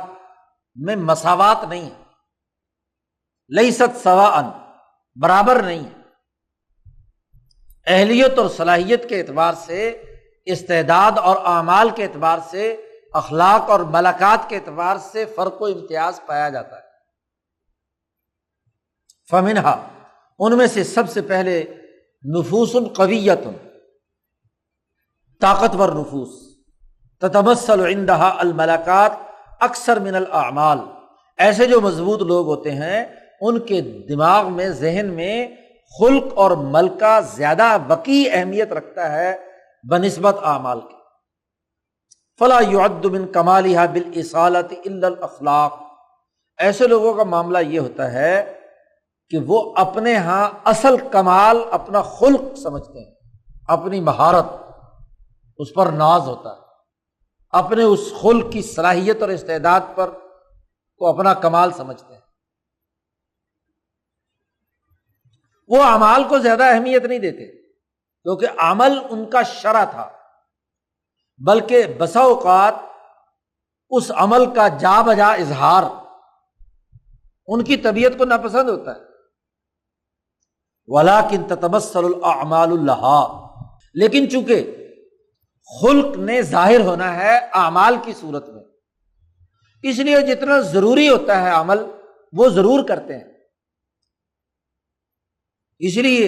ان اعلیٰ اخلاق والے یا اونچے درجے کے ماہرین کے جو عملی کام ہوتے ہیں وہ تعداد کے اعتبار سے تھوڑے ہوتے ہیں، کیونکہ ان میں گہرائی، اس کی لاجک، اس کے پیچھے جو دماغ سوزی ہے خلق کی، وہ کثرت سے ہوتی ہے۔ لأنہا قوالبہا و صورہا، اس لیے کہ اعمال کچھ نہ کچھ تو ضرور کریں گے جو خلق کے اظہار کے لیے ضروری ہے، اس لیے کہ عمل اس کا قالب یا ڈھانچہ ہے اور اس کی شکل و صورت۔ ایسے لوگوں کا معاملہ یہ ہوتا ہے کہ یہاں ان کے نفس میں بھی اور وہاں ملأ اعلیٰ میں بھی ایسے لوگوں کے اعمال کم درجے کے ہوتے ہیں، ضعیف ہوتے ہیں، ان کا احساس تھوڑا ہوتا ہے من احصاء الاخلاقی، اخلاق اور خلق کے مقابلے میں۔ جیسے مثلاً صحابہ کرام کے بارے میں کہا گیا کہ سخاوت کے جس اعلیٰ مقام پر وہ تھے تو ایک کھجور جو انہوں نے اللہ کے راستے میں دی وہ ایک عام امتی کے احد پہاڑ کے برابر سونے کے دینے سے بھی زیادہ قدر و قیمت رکھتی ہے۔ کیوں؟ کہ وہاں اس عمل کی ظاہری شکل کو نہیں تولا جائے گا، وہاں قلب کی اس حالت کو تولا جائے گا کہ ایسے مشکل حالات میں جہاں ایک کھجور بھی بڑی قیمتی تھی، بھوک اور غربت کی حالت میں، وہاں انقلاب کے اعلیٰ ترین کو کام کو کرتے ہوئے بھی وہ ایک کھجور انہوں نے خود نہیں کھائی، دوسرے انسانوں کو دے دی، کیونکہ ان کے ہاں خلق اصل ہے۔ تو ان کی پیمائش ان کے اخلاق کی بنیاد پر ہوگی، اور وہاں جتنے بھی نتائج ہیں وہ اخلاق کے حوالے سے۔ دوسرے قضیہ میں ابو جہل بھی تھا، اس کی بھی پیمائش ظاہری اعمال پر نہیں، اصل اس کی خلق کہ اس کے دل میں کتنا بغض اور نفرت محمد الرسول اللہ صلی اللہ علیہ وسلم سے تھی، صحابہ سے تھی، دین سے تھی، کتنا بڑا کفر اس کے اندر، اس کے خلق کے اندر بد اخلاقی کے طور پر داخل تھا۔ عمل تو اس نے بہت تھوڑے کیے ہوں گے حضور کی مخالفت میں ظاہری تعداد کے اعتبار سے، لیکن چونکہ بغض اور عداوت کی انتہا قلب کے حوالے سے، اپنے خلق کے حوالے سے انتہا درجے پہ حضور کا بدترین دشمن فرعون و حاضل امہ، اس پورے کفر اور ظلم کے نظام کا سربراہ، اسی درجے کا نفس قویہ پر جو سزا و جزا ہے وہ ان کے اخلاق کی بنیاد پر۔ اعمال کی تعداد کو پیش نظر نہیں رکھا جائے گا۔ بمنزلۃ ما يتمثل في الرؤيا من اشباہ المعنى المراد کالختم علی الافواہ والفروج، یہ ایسے ہی ہے کہ انسان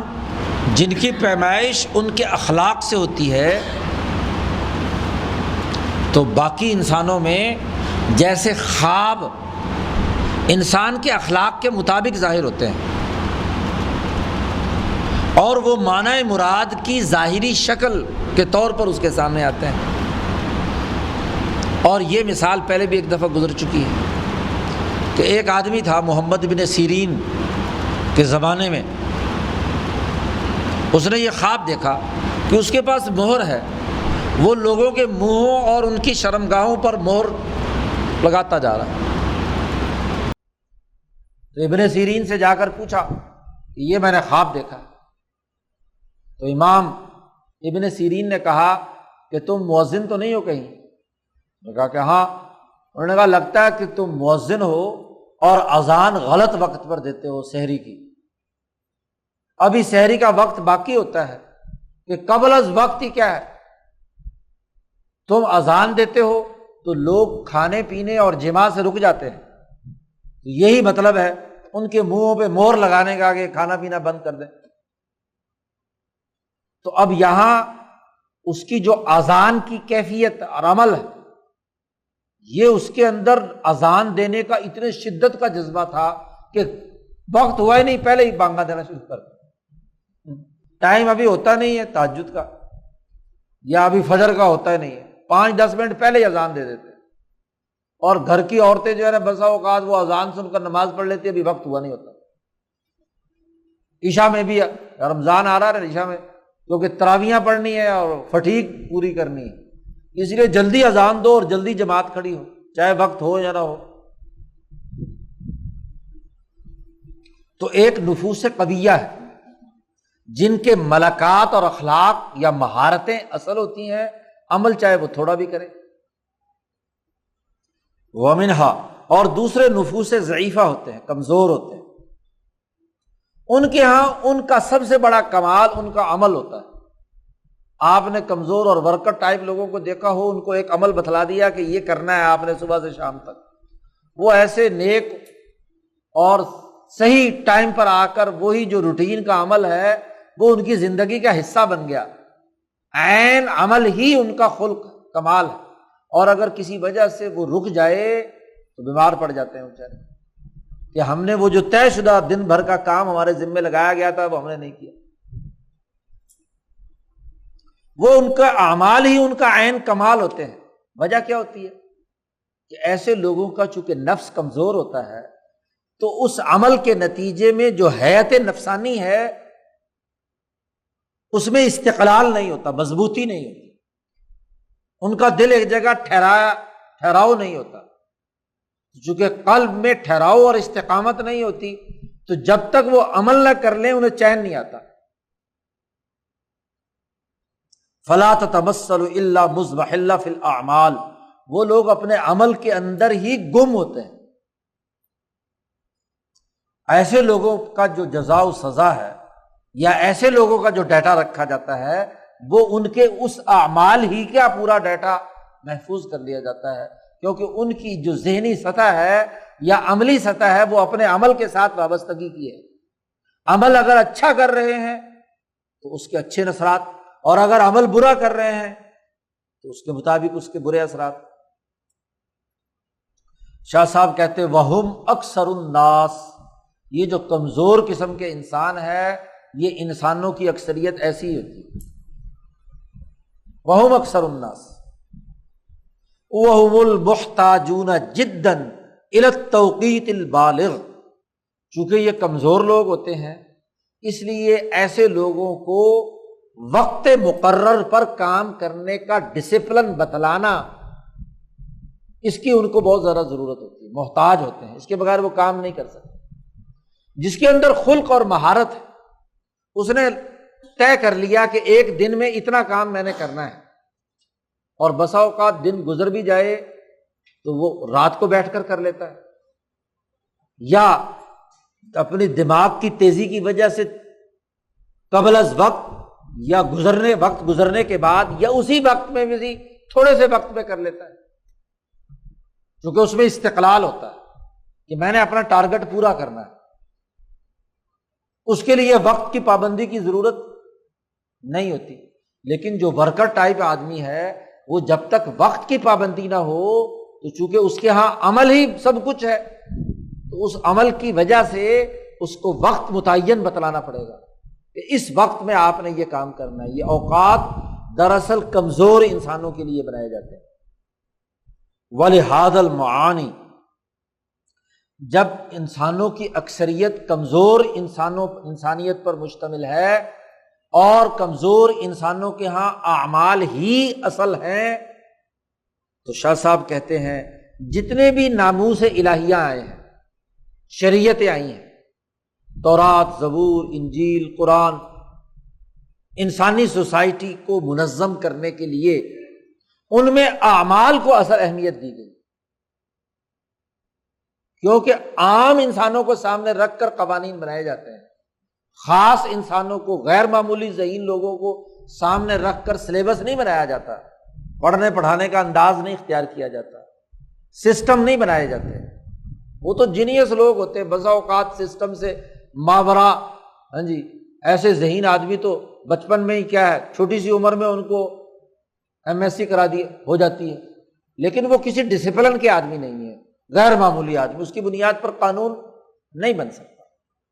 قانون عام انسانوں کے لیے ہے، جب عام انسانوں کے لیے ہے تو عام انسانوں کی صلاحیت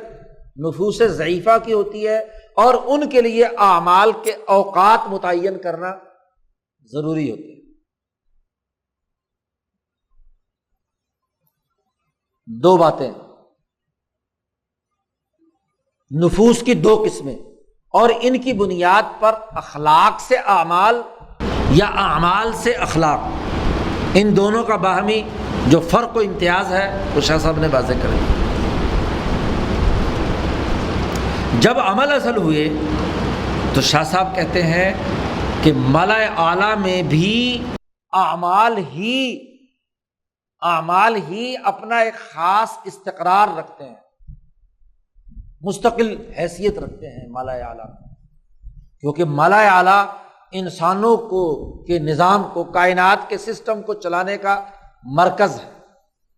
تو جہاں سے سسٹم بنایا اور چلایا جا رہا ہے وہاں بھی انہی اعمال کے حوالے سے مینجمنٹ ہوگی کہ انسانی زندگی کے لیے کون سا عمل اس کی انسانیت کو بحال کرنے اور ترقی دینے والا ہے اور کون سا عمل اس کے لیے نقصان دہ اور برا ہے۔ شاہ صاحب کہتے ہیں ثم ان کثیرا من الاعمال، اعمال کی اکثریت ملأ اعلیٰ میں اپنا ایک مستقل وجود رکھتی ہے، نماز، روزہ، حج، زکوٰۃ، یا اسی طریقے سے جو حرام اعمال ہیں وہ بھی اپنے ملأ اعلیٰ میں ایک مستقل حیت رکھتی ہے۔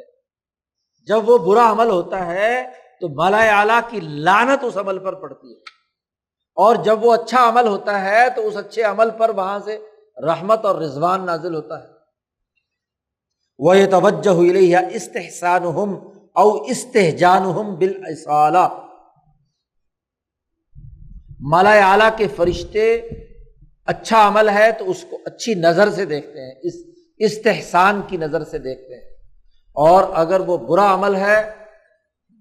تو اصلاً فرشتے اس پر لعنت اور اس کی برائی کا اظہار کرتے ہیں۔ مع قطع النظر عن الہیئات النفسانیۃ التي تصدر عنها، قطع نظر اس بات کے کہ خود اس عمل سے انسان کے اندر حیات نفسانی یا ملکہ نفسانی کیا بنا، کیونکہ انسان کمزور ہے، اور اکثریت جب کمزور لوگوں کی ہے ان کا نفس کے اندر ٹھہراؤ نہیں، یہ ڈگمگاتا رہتا ہے، استقلال نہیں، تو وہ 100 دفعہ بھی کوئی عمل کر لیں اس کے باوجود بھی ان کا نفس کمزور ہونے کی وجہ سے وہاں مستقر نہیں ہوتا۔ لیکن یہ عمل ملأ اعلیٰ کے اندر جو اس کائنات کا نظام چلانے والا ہے وہاں اپنا ایک اثر رکھتا ہے، وہاں یہ مستقل اپنا وجود رکھے ہوئے ہے۔ تو جب یہ انسان یہ عمل کرتا ہے تو قلب پر کیفیت ہو یا نہ ہو، خلق کی حالت بدلے یا نہ بدلے، ملأ اعلیٰ میں جو موجود ہے وہاں سے ضرور اس پر رحمت آتی ہے۔ نماز میں دل لگے یا نہ لگے، نماز پڑھنے کے نتیجے میں آپ کا خلق صحیح ہوا یا نہیں ہوا، قطع نظر اس بات کے، نماز کی یہ حیت ملأ اعلیٰ میں اپنا ایک مستقل وجود رکھتی ہے۔ جب آپ اس کی نقل اتارتے ہیں کسی جماعت کے اندر شریک ہو کر، کسی امام کے پیچھے، تو ضرور رحمت آتی ہے۔ بس اوقات لوگ کہتے ہیں جی نماز کی وجہ سے کچھ بھی نہیں ہوا تو اب چلو جی نماز کی پڑھنی، آپ نے نقل اتاری ہے، آپ کے دل کی کمزوری کی وجہ سے دل پر تو کوئی اثر نہیں ہوا، لیکن اس عمل کی ایک اٹیچمنٹ ہے، اس کا ایک لاسلکی ربط ہے، اس کا ایک تعلق ہے ملأ اعلیٰ میں موجود نماز کے ساتھ، تو وہاں سے ضرور انعام کی حالت آتی ہے۔ یہ بات شاہ صاحب یہاں بیان کر رہے ہیں، فَيَكُونُ أَدَاءُ الصَّالِحِ مِنْهَا، چنانچہ ان میں سے اچھے اعمال ادا کرنا ایسا ہی ہے کہ جیسے آپ نے ملأ اعلیٰ کے الہام کو قبول کر لیا، فی التقرب منہم، کہ ملأ اعلیٰ سے آپ کو قربت حاصل ہو گئی، والتشبہ بہم، آپ نے ان سے مشابہت اختیار کر لی، اور پھر اس نماز یا اچھے عمل کے نتیجے میں آپ پر انوارات حاصل ہونا شروع ہو گئے۔ آپ کا دل تو کمزور تھا، آپ کا نفس تو کمزور تھا، اس میں یہ مستقل نہیں بنا، لیکن ایک بات ضرور ہے کہ جب آپ یہ عمل کریں گے تو اس وقت کم از کم نفس کی وہ حیت ضرور بنتی ہے، لیکن بیچارہ کمزور ہے، نقش بر آب، پانی پر لکھنے کی حالت۔ اسی لیے صوفیہ جب گفتگو کرتے ہیں تو وہ یہ کہتے ہیں کہ انسانوں کا نفس کسی کا پانی کی طرح ہوتا ہے، اور پانی کی کئی قسمیں ہوتی ہیں۔ ایک پانی بالکل سادہ ہے اس کے اوپر انگلی سے لکھو، جیسے ہی انگلی ہٹائی سب کچھ مٹ گیا۔ اور ایک پانی گاڑھا ہوتا ہے، سونے جیسا، ہاں جی، چاندی جیسا، کسی اور مائع کی طرح، اس میں اگر انگلی سے لکھو تو اس کے اوپر نقش رہتا ہے۔ تو انسان بھی ایسا ہی ہے نا، یہی تو بات حضور نے فرمائی کہ الناس معادن کمعادن الذهب والفضہ، انسانوں کی بھی کیا ہے، معدن ہوتے ہیں، چشمے ہوتے ہیں، کوئی سونے کا، کوئی چاندی کا، کوئی لوہے کا، کوئی تانبے کا، کوئی سادہ ہی پانی کا۔ تو اکثریت چونکہ نفوس ضعیفہ ہوتے ہیں، تو وہ عمل جب ہو رہا ہوتا ہے تو نقش بنا رہا ہوتا ہے اس کے نفس پر، لیکن جب عمل ختم ہوا تو نقش مٹ گیا، نقش بر آب ثابت ہوا۔ لیکن چونکہ اس عمل کا مالا اعلیٰ کے ساتھ ایک ربط ہے، اس ربط کی وجہ سے نفس نے تو بے شک اس نے حیات قبول کی ہو یا نہ کی ہو، لیکن اس ربط کی وجہ سے اس پر انوارات الہیہ یا اس کی اچھائیاں ضرور ظاہر ہوتی ہیں۔ وَيَكُونُ اِقْتِرَافُ السَّيِّئَةِ مِنْهَا خِلَافُ ذَلِكَ، اور اگر کوئی بد عملی کی ہے تو بد عملی اگرچہ آپ کے نفس پر حیات نفسانیہ نہیں بنایا اس نے، وہ بھی گویا کہ ایسے ہی تھا جیسے نقش بر آب، برا کام کیا تو آیا اور گزر گیا، لیکن یہ برائی مالا اعلیٰ میں نفرت کی وجہ سے لعنت کے طور پر رجسٹرڈ ہے، تو جیسے ہی یہ برائی ہوتی ہے تو وہ لعنت آٹومیٹکلی آ جاتی ہے۔ نفوس ضعیفہ کی وجہ سے اگرچہ نقش نہیں بنا، حیت نہیں بنی ویسے، لیکن عمل کی یہ بدخلقی، چونکہ وہاں جتنے بھی قرآن پاک نے گناہ کبیرہ بتائے ہیں، یہ گناہ کبیرہ جتنے بھی ہیں یہ وہ ہیں جو مالا اعلیٰ کے اندر کیا ہے، ان کے ساتھ لعنت وابستہ ہے، ارادے سے کیا ہو یا بغیر ارادے کے کیا ہو، جب بھی وہ عمل ہوگا تو اس کے نتیجے میں وہ لعنت خود بخود نیچے ٹپکے گی، کیونکہ ایک سسٹم کے ساتھ مربوط ہے نا۔ لوگ مقرر کر رکھے ہیں کسی فیکٹری میں کام کرنے والوں پر کہ جب بھی ان میں سے یہ عمل کرے تو چترول کرنی ہے، چترول کریں گے نا، وہ ظاہری عمل وہ ہوگا، دل تھا یا نہیں تھا، نیت تھی نہیں تھی۔ اسی طریقے سے اگر فلانا عمل کریں یہ سارے لوگ جو یہاں اس نظم و نسق کے ساتھ وابستہ ہیں تو ان کو یہ انعام دینا ہے، چاہے وہ دل ہوا ہے یا نہیں ہوا ہے، حیات نفسانیہ بنی یا نہیں بنی۔ تو اس کا مطلب یہ ہوا کہ اعمال اصل ہوئے، نظم و ضبط اور ڈسپلن یا سوسائٹی کو مستحکم بنانے، اس کی اجتماعیت کو قائم رکھنے کے لیے، ڈسپلن کو برقرار رکھنے کے لیے اعمال مرکزی نظام کے اندر اپنی ایک حیثیت رکھتے ہیں۔ اور شاہ صاحب کہتے ہیں یہ جو استقرار ہے، یعنی یہ جو اعمال مالا اعلیٰ میں لٹکے ہوئے ہیں، رجسٹرڈ ہو چکے ہیں اچھائی یا برائی کے تناظر میں، یہ استقرار جو ہے اس کی بھی چند شکلیں ہیں۔ وَهَذَا الْإِسْتِقْرَارُ، یا کہ بعض نسخوں میں استقراء لکھا ہوا ہے، حمزہ، یہ کتابت کی غلطی ہے، استقرار ہے کہ مالا اعلیٰ کے اندر یہ ٹھہرنا، یکون بوجوہ، یہ بھی چند وجوہات کی وجہ سے، اور اس کی بھی دو وجہ یہاں شاہ صاحب نے بیان کی ہیں، منہا، ان میں سے پہلی تو یہ ہے کہ انہم یتلقون من بارئہم، کہ مالا اعلیٰ کے فرشتے دراصل اس پوری کائنات کی بیوروکریسی ہے، سسٹم چلانے والے ہیں، ان کو اللہ کی طرف سے احکامات ملتے ہیں، اس کے مطابق یہ کام کرتے ہیں، تو اللہ تبارک و تعالیٰ کی طرف سے ان کو القاء ہوا کہ بشر کی انسانی سسٹم، ان نظام البشری لا یصلح الا بادائی حاضل اعمال،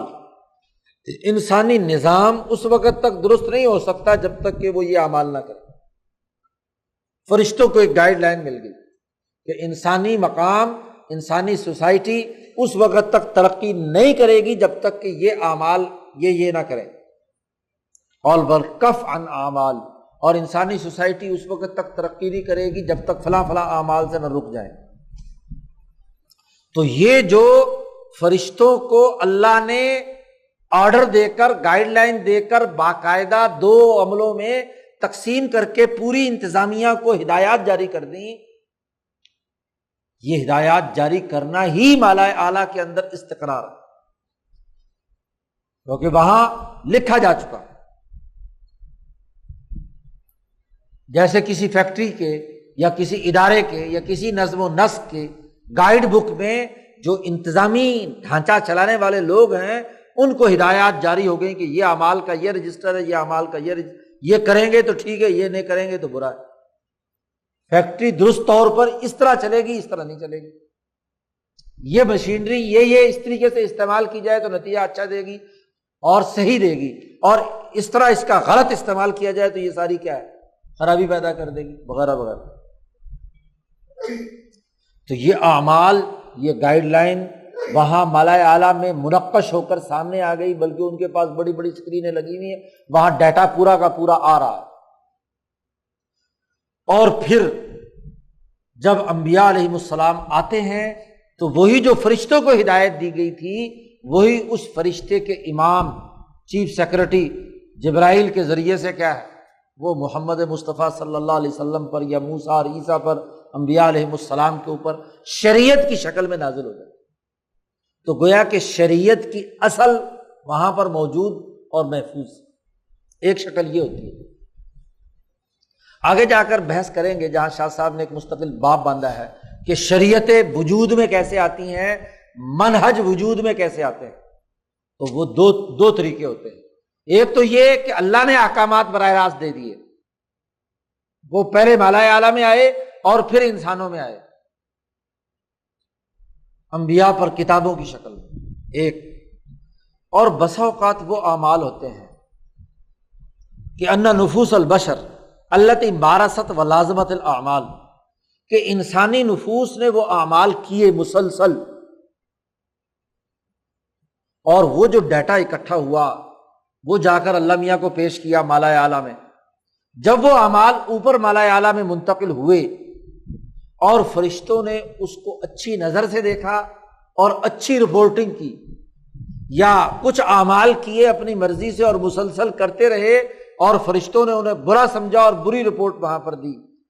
اور وَمَضَىٰ عَلَىٰ ذَلِكَ الْقُرُونُ وَالدُّهُورُ، اور اس پر زمانوں کے زمانے گزرے،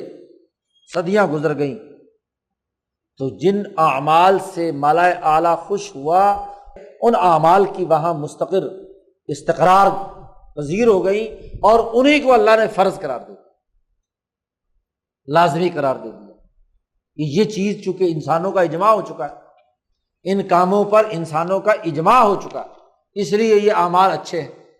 آگے جا کر شاہ صاحب تقسیم بتلائیں گے کہ کون کون سے اعمال تھے کہ جو انسانوں کے مسلسل کرنے کے نتیجے میں ان کے اوپر لازم ہو گئے، صدیوں سے، آدم سے لے کر اب تک، اور کون کون سے وہ اعمال تھے جو اللہ نے انسانیت کی پیدائش کے ساتھ ہی اس کے اوپر لازمی قرار دیے تھے کہ انسانیت کی بقا اس کے بغیر نہیں ہو سکتی۔ تو دونوں طرح سے اعمال وہاں جا کر مستقر ہو جاتے ہیں۔ یہ جو دوسرا کام ہے، یہ دوسرے درجے کی جو بات ہے کہ پہلے انسانوں نے کام کیے، یہ ایسے ہی ہے کہ جیسے مینجمنٹ نے کسی فیکٹری یا ادارے کو چلانے کے لیے کچھ رولز اینڈ ریگولیشن جاری کیے اور سب لوگوں کو کہا کہ اس کے مطابق کام کرو، لیکن کچھ جینیس قسم کے ورکروں نے کام کرتے کرتے اس میں کچھ ایسے مفید تجربے کر لیے، بہت اچھی چیزیں ان کے تجربے سے سامنے آ گئی، تو مینجمنٹ نے وہ کیا اٹھا لیے، اور اگلے دور کے جو نئے ملازم آئے تو پچھلے تجربے کی روشنی میں انہوں نے ان کے اوپر بھی وہ بطور دستاویز کے نافذ کر دیے کہ لو جی اب یہ بھی تمہیں کرنا ہے، کیونکہ اس کے مفید نتائج سامنے آئے۔ شاہ صاحب نے کہا وبالجملۃ، خلاصہ یہ ہے کہ اعمال مؤثر ہوتے ہیں جب مالائے اعلیٰ میں وہ یا مرکزی سیکریٹریٹ میں موجود ہیں اور محفوظ ہیں، تو وہ اعمال مؤثر ہوتے ہیں۔ شاہ صاحب نے کہا بالکل ایسے ہی حینئذ تاثیر العزائم والرقاء الماثورہ عن السلف بہا وصفتہ، پہلا تو وہ تھا جو اللہ نے آرڈر کیا، فرض کیا، نماز فرض کر دی، روزہ فرض کر دیا، حج فرض کر دیا، فلاں فلاں، اور دوسرا وہ تھا جو انسانوں کی ایک تعداد کرتی آئی اور اس کرنے کا ایک خاص اثر اور نتیجہ ظاہر ہوتا رہا، اس نتائج کی بنیاد پر وہ انسانوں کے لیے ضروری قرار پائے یا نتائج ویسے نکلے۔ اس کو شاہ صاحب نے کہا ایسے ہی ہے جیسے مختلف بزرگوں کے سلسلوں یا مختلف اشخاص و افراد کے کچھ تجربوں کے نتیجے میں ان کسی کا کوئی خاص دم، آپ دیکھتے ہیں نا فلانے آدمی کا جی فلانا دم تھا، وہ دم بڑا اثر کیا، فلانے پیر کا فلانا تعویذ جو ہے نا جی بڑا اثر کر گیا۔ ایک تو وہ انسان جو اس سے عقیدت رکھتا ہے، اس کی ذہن کی ذہنی صلاحیت، اور دوسرا اس فرد کا جو تسلسل کے ساتھ اس تعویذ کو یا اس دوائی کو یا اس عمل کو کرتا چلا آ رہا تھا، اس کے جو اس کے ذہن میں ایک خاص اثر ہے، اس کے نتیجے میں وہ اثر ضرور بسا اوقات ظاہر ہو جاتا ہے۔ اس کی قرآن و سنت سے کوئی اصل نہیں ہوتی یا اللہ کی طرف سے نہیں آیا ہوا ہوتا ہے، وہ اس انسان کے اس سلسلے یا اس دائرے یا ان افراد کے مجموعے سے کے نتیجے میں اس کے اوپر اثرات و نتائج مرتب ہوتے ہیں۔ وہ جو حدیث جس میں سردار کو سانپ کاٹ گیا، گئے تو تھے وہ وہاں سفر میں صحابہ کی جماعت، راستے میں انہیں کھانے کی ضرورت پیش آئی، انہوں نے اس محلے والوں سے قبیلوں سے کہا کہ جی ہمیں کھانا مہمانی کرو، انہوں نے کہا جی کوئی مہمانی نہیں ہے، کنجوس اور بخیل لوگ۔ تو ان کا جو لیڈر تھا، سردار تھا، اس کو سانپ نے ڈس لیا۔ اب انہوں نے لاکھ جتن کیے لیکن کوئی اثر نہیں ہوا۔ تو وہ ان میں سے ایک آدمی آیا اور آ کر کہتا ہے وہ صحابہ کی اس جماعت کو کہ بھائی ہمارا سردار جو ہے نا اس کو سانپ نے ڈس لیا، تمہارے پاس کوئی دم شم ہے؟ تو وہ جو اس جماعت کے امیر صاحب تھے صحابی، وہ کھڑے ہو گئے، انہوں نے کہا کہ ہاں ہے دم۔ انہوں نے کہا پھر کر دو۔ انہوں نے کہا ہم اس وقت تک نہیں کریں گے جب تک کہ ہمارے کھانے کا بندوبست نہیں کرو گے، اتنی بکریاں دو گے تو دم کریں گے۔ انہوں نے کہا ٹھیک ہے، ہمارا سردار بچ جائے تم دم کرو، ہم کیا ہے۔ وہ صحابی وہاں گئے، انہوں نے سورۃ فاتحہ پڑھی، سورۃ فاتحہ پڑھ کے دم کیا، وہ ٹھیک ہو گیا۔ انہوں نے کہا لاؤ جی ہماری شرط پوری کرو۔ بکریوں کا ریوڑ جو ہے نا وہ لے کر لشکر میں آ گئے۔ اب صحابہ میں اختلاف ہو گیا، انہوں نے کہا قرآن پڑھ کر تم نے بکریاں لی ہیں، تو قرآن میں تو آیا ہے کہ اشتروا بآیاتی ثمنا قلیلا، کہ آیات کو بکریوں کے عوض بیچ دیا، تم نے قرآن پڑھ کر اس کے بدلے میں بکریاں لی ہیں، تو یہ تو ہمارے لیے حلال نہیں ہے بکریاں۔ اب جناب انہوں نے کہا چلو ٹھیک ہے، نہیں استعمال کرتے، بکریوں کا ریوڑ ہانکا اور حضور کے پاس چلے گئے۔ حضور صلی اللہ علیہ وسلم سے پوچھا کہ بھئی یہ اس طرح ہم نے دم کیا اور اس طرح یہ ہمیں سارا قصہ سنایا، تو اب ہمارے لیے بکریاں حلال ہیں یا حرام ہیں؟ اب اس کے بارے میں کوئی شریعت کا تو حکم کوئی نہیں ہے نا۔ حضور صلی اللہ علیہ وسلم نے جیسے ہی ان سے سنا تو حضور نے مسکراتے ہوئے کہا کہ بھائی یہ بکریاں خود بھی کھاؤ اور میرا حصہ بھی نکالو۔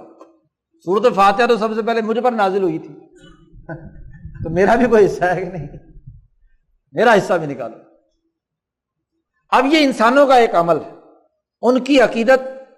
اور اس انسان، حالانکہ سورۃ فاتحہ اس وقت تو کوئی پتہ نہیں کہ یہ کسی دم کی تعویذ کے لیے بھی استعمال ہوتی ہے، لیکن قرآن پڑھا، قرآن کی تاثیر سے کیا ہے وہ بیچارہ ٹھیک ہو گیا۔ تو بات یہ ہے کہ یہ انسانوں کا عمل ہے۔ تو اسی طریقے سے انسانوں کے بعض اعمال جا کر مالا اعلیٰ کے اندر محفوظ ہو جاتے ہیں اور اس کے اثرات و نتائج مرتب ہوتے ہیں۔ تو شاہ صاحب نے کہا جیسے عزائم، رقا جو سلف صالحین سے منقول ہیں، جیسے وہ مؤثر ہوتے ہیں، ایسے ہی یہ انسانوں کے اعمال وہاں جا کر محفوظ ہو جاتے ہیں۔ اور یہ چونکہ اعلیٰ درجے کے انسان ہیں، مثلاً ابراہیم نے وہ کام کیا، موسیٰ علیہ السلام نے وہ کام کیا، عیسیٰ علیہ السلام نے کام کیا، آدم نے کام کیا، اونچے درجے کے اولیاء اللہ نے کیا، یا جیسے بعض سلسلوں کے بعض طریقہ ہے، قادریوں کا ذکر جو ہے وہ حضرت شیخ عبد القادر جیلانی نے کیا ہے، جہری ذکر۔ اب جہری ذکر نہ فرض ہے نہ واجب ہے، اس کی خاص تاثیر انہوں نے دیکھی، تو یہی عمل اس سلسلے میں داخل ہونے والوں کے لیے کیا ہے، وہ عمل وہ خاص حیات نفسانیہ پیدا کرنے کا ذریعہ بن گیا کہ ملائے اعلیٰ میں شیخ عبد القادر جیلانی کے طریقے سے وابستہ لوگ پر اس جہری ذکر کے اثرات مرتب ہوں گے۔ چشتی ہیں تو چشتیوں کا ذکر آہستہ آواز سے ہے، تو چشتیوں کے ساتھ جو سلسلے کے ساتھ وابستہ ہوتا ہے، اور یاد رکھو وہ وابستگی بھی مزاج کی بنیاد پر ہوتی ہے، اور اس مزاج کی صورت میں اس کے اوپر اس کا اثر مرتب ہوتا ہے، یا نقش بندیہ کا طریقہ ہے وغیرہ وغیرہ۔ اب یہ نہ شریعت میں فرض ہے نہ واجب ہے، یہ اللہ نے براہ راست پہلے حکم نہیں دیا، لیکن انسانوں کے عمل کے نتیجے میں وہ شکل وہاں پر جا کر محفوظ ہو گئی۔ خاص طور پر وہ تمام نیک لوگ جنہوں نے وہ عمل کیا تھا، مثلا شیخ عبد القادر جیلانی، وہ آج مالائے اعلیٰ میں موجود ہے، تو ان کے واسطے سے جو بھی جائے گا تو وہ عمل جو ہے وہ ایک اثر پیدا کرے گا۔ تو اس طریقے سے مالائے اعلیٰ میں انسانوں کے مجموعی اعمال کے بھی جو مفید ہوتے ہیں وہ اپنے اثرات رکھتے ہیں۔ تو شاہ صاحب نے یہاں عمل اور خلق کا باہمی ربط، اور اس میں اصل بنیادی چیز وہی ہے کہ انسانی نفوس کی صلاحیت اور استعداد کیسی ہے، اور چونکہ نظم و ضبط اور ڈسپلن قائم کرنے میں اعمال ہی اصل ہے، اعمال کو اوقات میں، ایام میں، اعداد میں، اسی طریقے سے اس کی ہیئت اور شکل میں، اس کو نقل کرنے میں، اس کا ڈیٹا جمع کرنے میں، اس کے اثرات و نتائج میں، ہر پہلو سے اس کا جائزہ لے کر ایک اجتماعی نظم و نسق قائم کیا جا سکتا ہے۔ اس لیے اعمال ہی کو تمام قوانین میں بنیادی حیثیت حاصل ہے، چاہے وہ دنیاوی قانون ہو یا الہی قانون ہو، اور الہی قانون میں چاہے وہ یہودی، عیسائی اور ہندو مت ہو یا مسلمان یا اسلام کا قانون ہو۔ اعمال اور اخلاق کے درمیان ربط کی نوعیت یہ ہے، یہ اس باب کا خلاصہ ہے۔ چلیے جی بس کرو، آخری باب اس مبحث کا رہ گیا۔ اللہ